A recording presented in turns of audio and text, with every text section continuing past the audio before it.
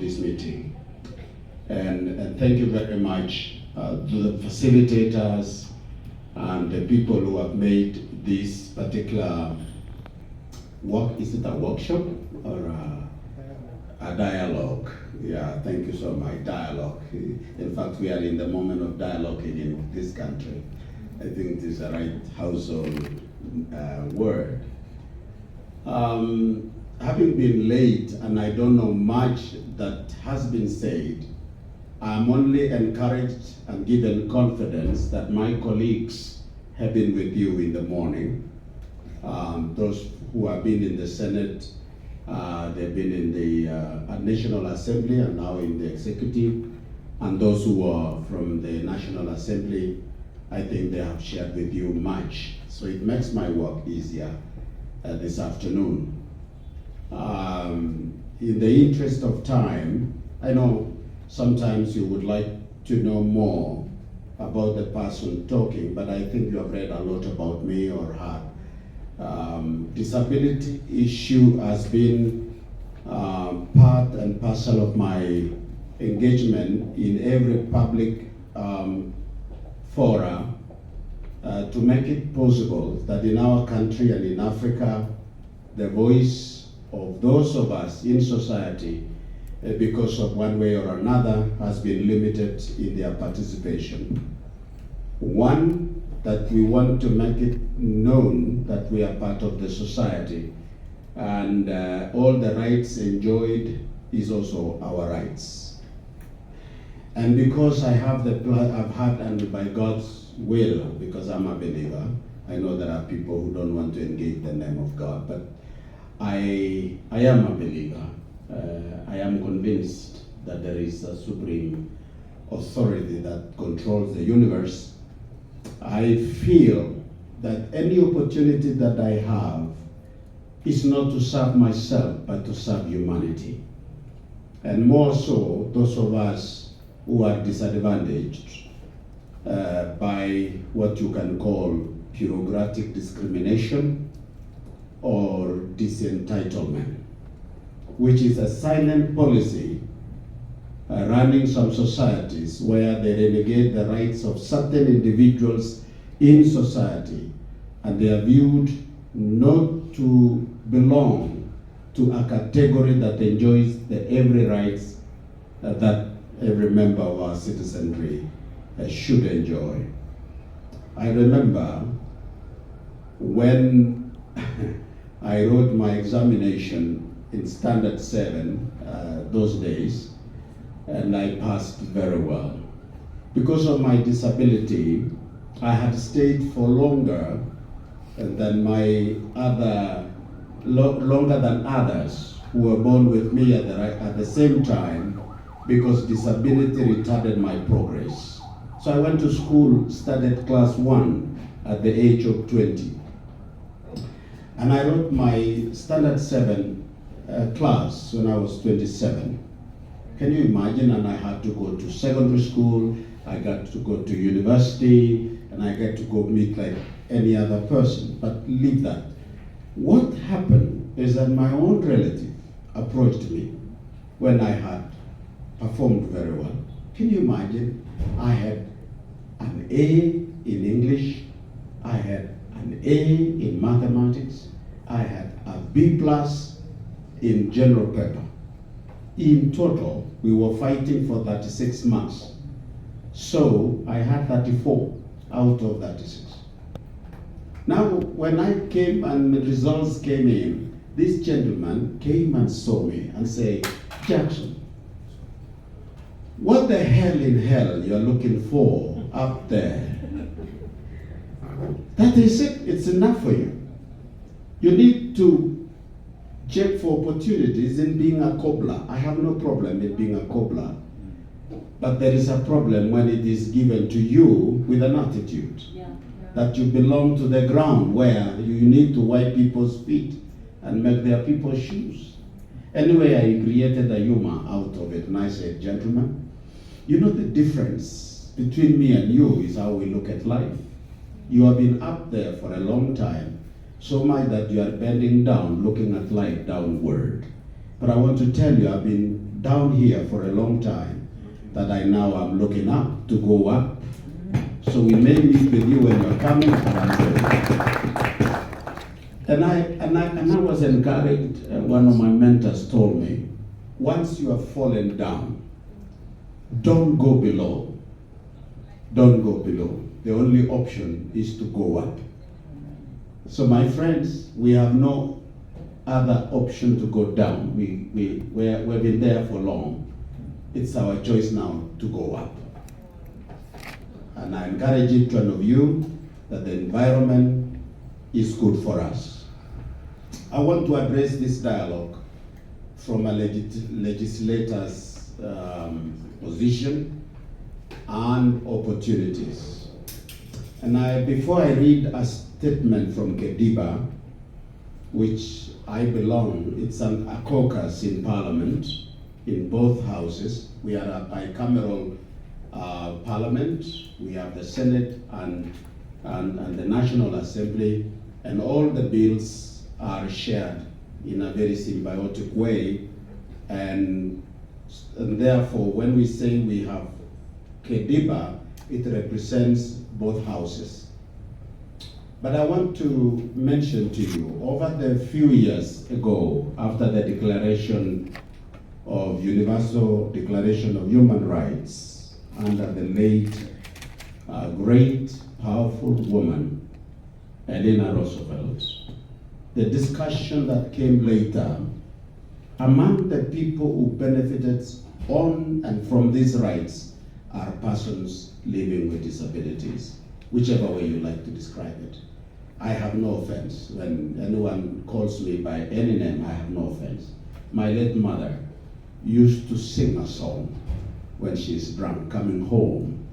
And she said, "Where is the one who slept in my womb and felt the warmth?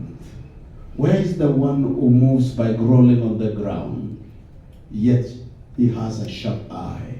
She made me feel comfortable and feel appreciative of my environment. In fact, when I was taking the Bible in Parliament, taking an oath as a state officer, I remembered my mother, and I said I wish she was there to see what she protected when I was vulnerable. So from that declaration, we have benefits from law in 3 categories. Number 1 is the United Nations Declaration that provides a right for persons with disability. The convention, which the Kenya government has signed it and committed itself by the year 2008, gives us a legal foundation to argue our case. The second thing that we should not forget as this country, and it has become a milestone we've gained, is on our own constitution, article number 27, for section 4. The constitution states that the employees shall not be discriminated against, directly or indirectly, on grounds of race, sex, pregnancy, language, many others. You can refer to it, and it includes disability. The other thing that we have as a basis of our argument, although it is under review, but we have it as a foundation, is the Persons with Disability Act of 2003. It creates a council. Apart from interpreting the law, the article concerned, it has created a council that really gives it a statutory position to oversee the welfare of persons living with disabilities.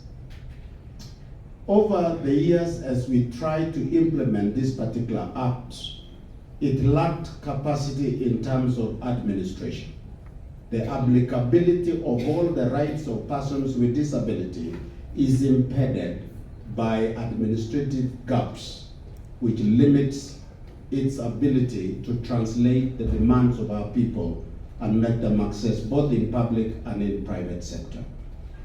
The reason why we have agitated as members of parliament caucusing, we want to have this act reviewed, if not repealed, by the new. So players and actors in different areas, we are soon going to have it harmonized by the Parliament as we present. It is coming to the National Assembly afresh again through as a government bill, and soon it is going to come for public participation. When that time comes, come out and be able to participate in discussing the bill that is going to be of help.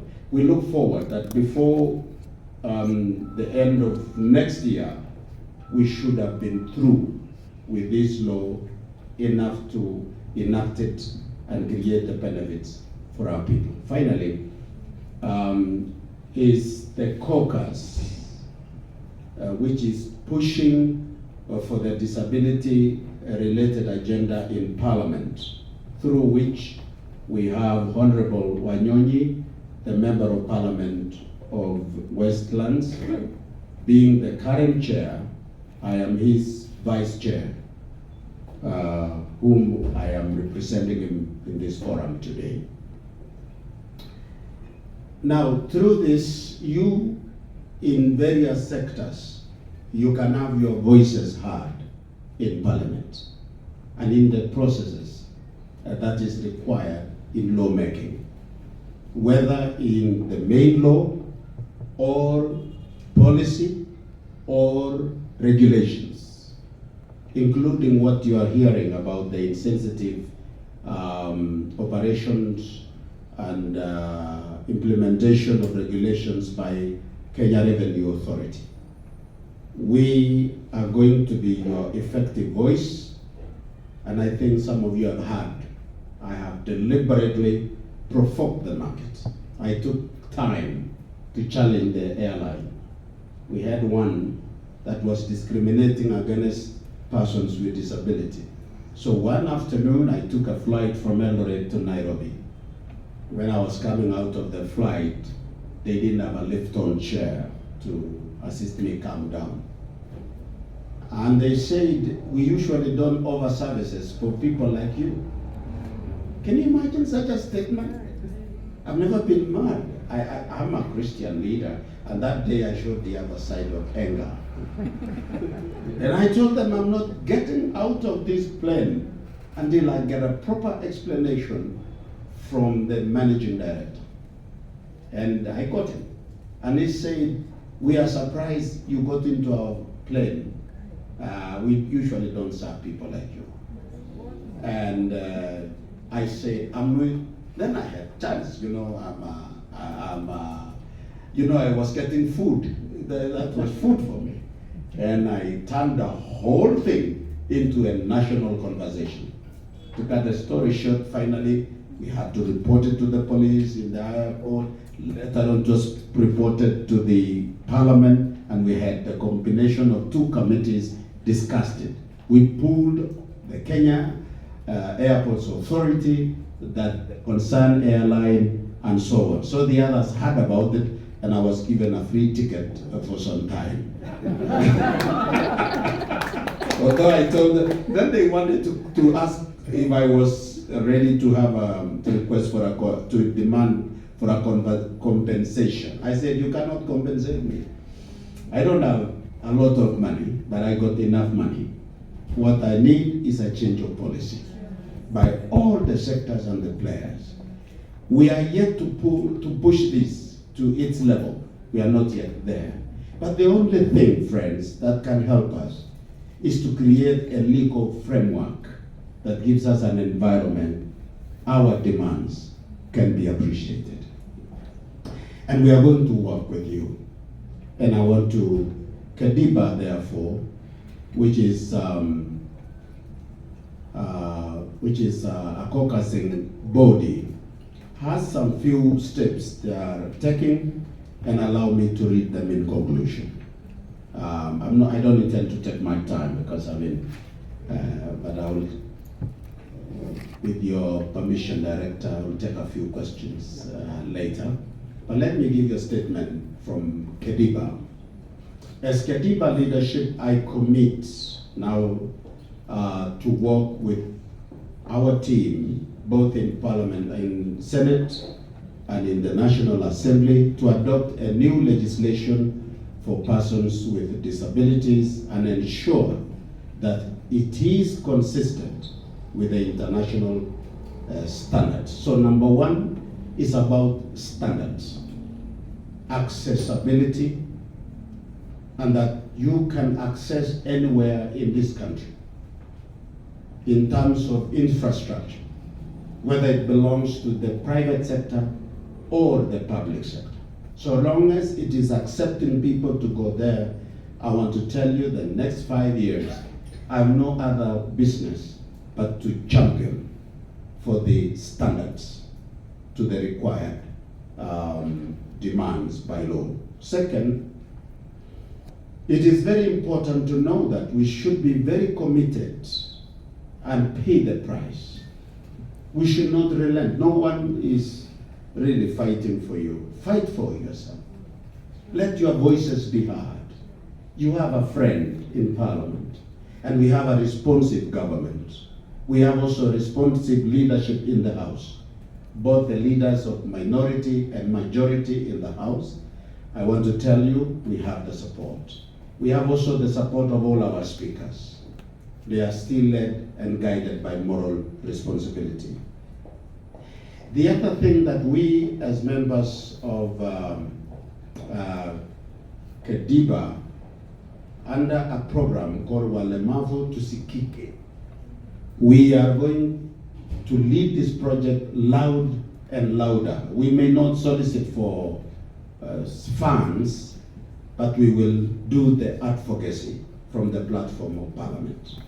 So our partners, development partners and friends, organizations such as the one who has assisted in coordinating this dialogue, we will rely on you in terms of mobilization for civic education and also for enabling members to reach a networking forum where you can hear your voices to a platform that can really translate it into action. You cannot, sometimes we do some demonstrations, sometimes we go to court, and it ends up like that. But I want to tell you, let us be strategic and be also tactful. I usually like some of the comments given by a legendary soldier, general in China, about 4,000 years ago. He wrote a book called The Art of War. And he said, strategy without tactics is a long route to victory. Yet at the same time, tactics without strategy is a noisy route to failure. End of quote. So we must be strategic. At the same time, we must be tactful enough so that to know when to say, where to say, to whom are we saying it, so that this can be heard. The other thing is a concept where people have thought of a tendency of looking at disability as a standalone. And sometimes certain and other rights begins to be louder than disability, and it is being renegated and, given a silent pronunciation. And this has been seen. That whether the regulations indicates that for every employment that is available in the country, 5% should be dedicated to persons with disability. And so are the projects, are the contracts, and you don't see it.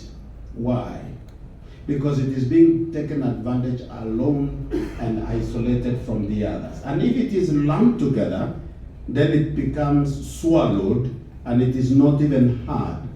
Like, for example, when you hear the term special needs and special groups, sometimes it doesn't address the issue of persons with disability.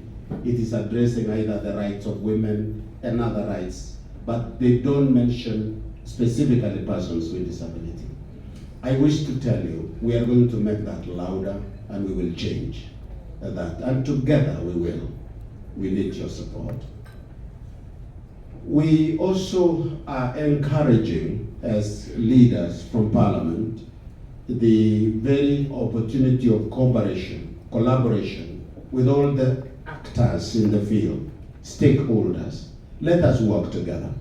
Let us not develop silos that we have bodies. People are calling me. They say, Mheshimiwa, we have an organization called, you find even in one county, there are about 20 of them, hundreds of them, and they are calling, you know, I am the chairman of persons with disability. We appear like confused people. Can we work together? Can we collaborate? And even when you have other organizations which were registered many years ago, you can synergize your efforts, come together and speak as one voice so that you can be heard. I'm encouraging a spirit of collaboration so that together, because you have one parliament, we cannot segment ourselves. We will have to work with all the teams. So let's work as a team. After all, the definition of our interest remains constant. Whether you divide it as association of persons with disability or united front, you sound like a political group. You can call it whatever name you want. But at the end of the day, the definition of our interest remains the same. Finally, let us take advantage of the available opportunities that comes our way when Kenyans, for example, are talking about dialogue through a bipartisan process which is ongoing. Can you write your memorandums? You can write them in many, but say the same thing. Actually, when it is synergized in terms of report writing, they will make them one, and the message will be heard. Let us all go there. This one I'm not asking you to go as a team. Let those who are coming from coast region, they have their own experience. Amongst the pastoralists, they have their own experience. Those who are coming from the urban areas, they have their own experience. And approach it in all holistic manner that you address infrastructure, opportunities, so that we don't appear to be victims, but be very objective and present a discussion for posterity. As I conclude, I wish to give you, as well, the purpose of information on how we can work together through a structured way, is that Kediba has a new constitution now, and we are going to have election in some few weeks to have new leadership. And therefore, in this constitution, it is very important to know that it will create a room for others to participate in parliamentary process. Through this constitution, there is a provision. And I think Simon can tell you later that you can access it through our website. Is it available in our website? It's actually, yes. Yes, and he will tell you. This is www.kediba.or.ke. You know, I belong to the analog team, so it's more digital. So in conclusion, ladies and gentlemen, I wish you, those of you who have traveled from outside the country, we want to thank you. Those who are coming from this organization, I was asking my friend director, who are you? And he say, UDBK, and they have been in existence for the last 70 years. It was created in the 1948 or 52. Serious. Can you imagine? They've been around, and thank you so much for standing firm and waiting for such time as this. I want to tell you, you have a friend in Parliament. Thank you so much. Wish you God's blessing.